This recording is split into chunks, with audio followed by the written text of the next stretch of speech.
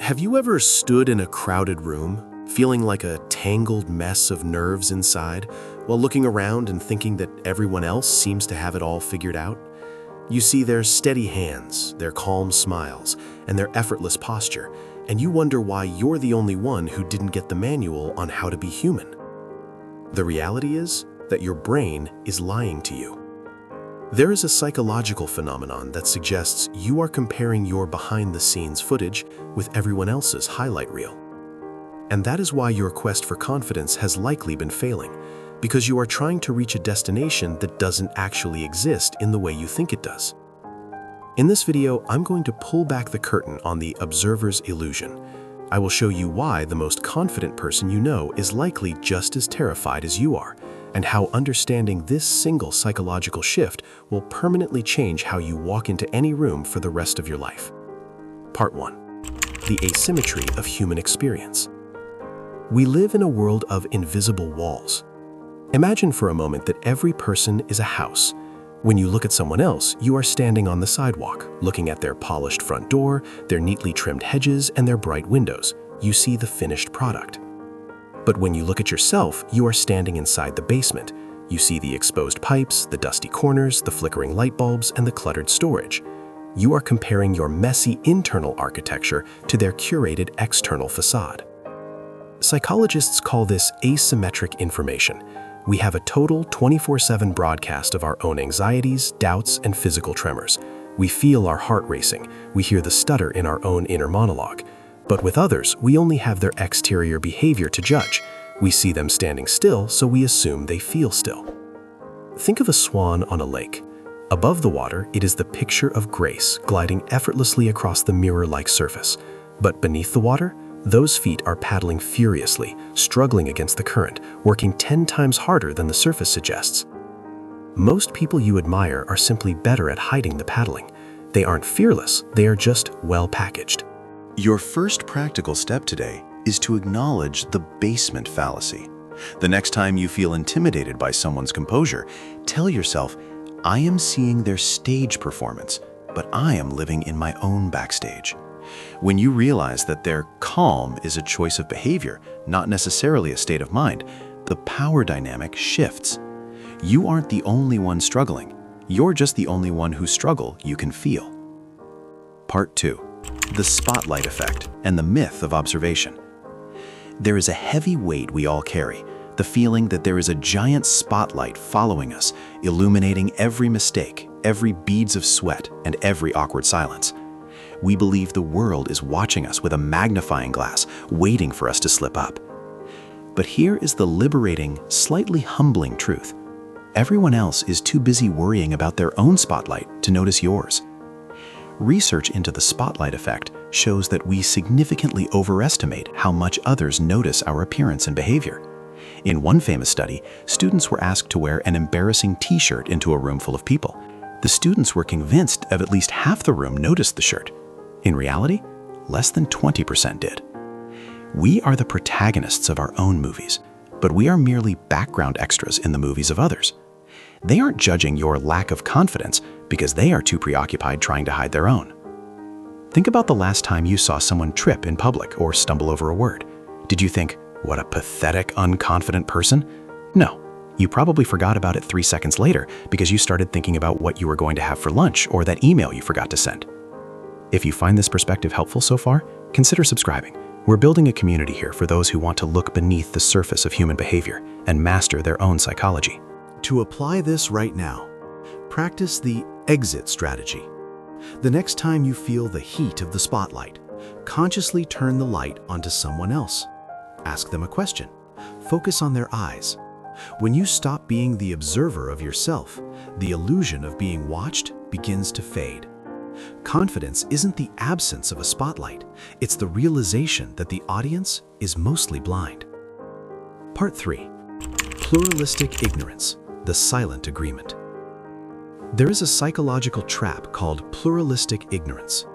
It's a situation where a majority of group members privately reject a norm, but go along with it because they incorrectly assume that most others accept it. In the context of confidence, it looks like this.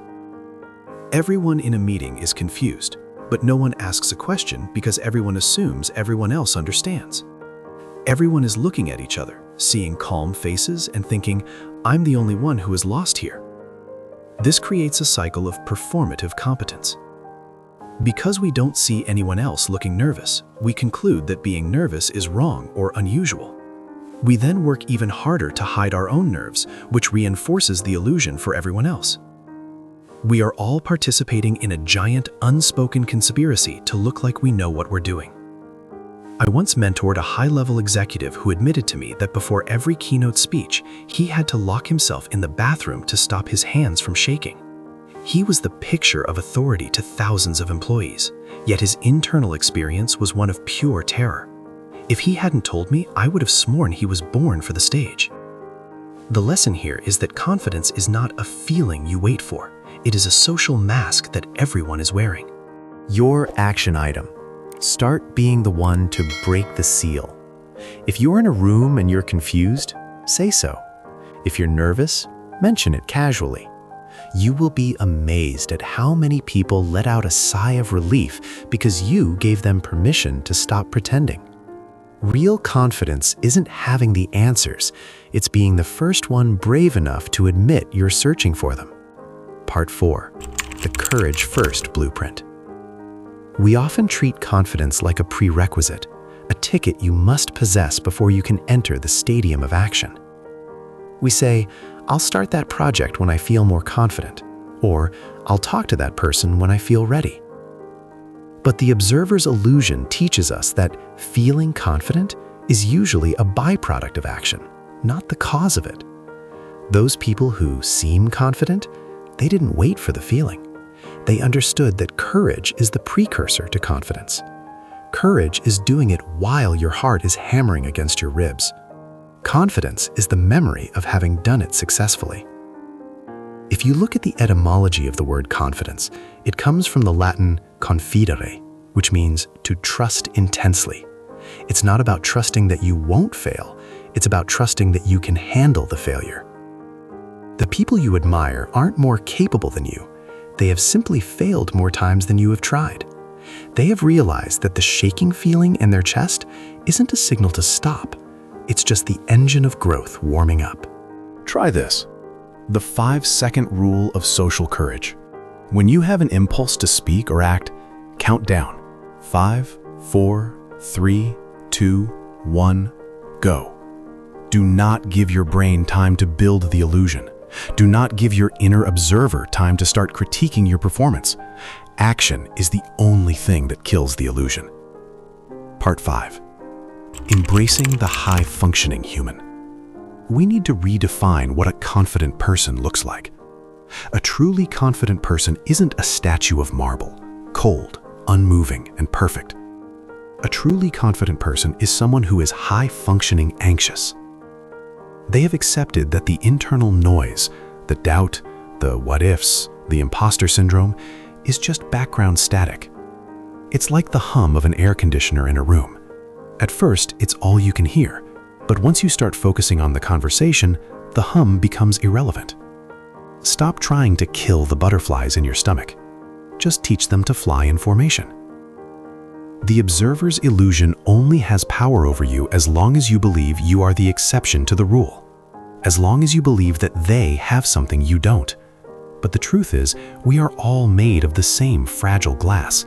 Some have just learned to polish the outside so well that we forget what's inside. When you stop judging your internal world by other people's external world, the comparison trap vanishes. You are free. You no longer have to become confident. You just have to stop being fooled by the mask. Conclusion. The next time you walk into a room and feel that familiar wave of inadequacy, I want you to take a deep breath and look around. Don't look at their clothes or their titles.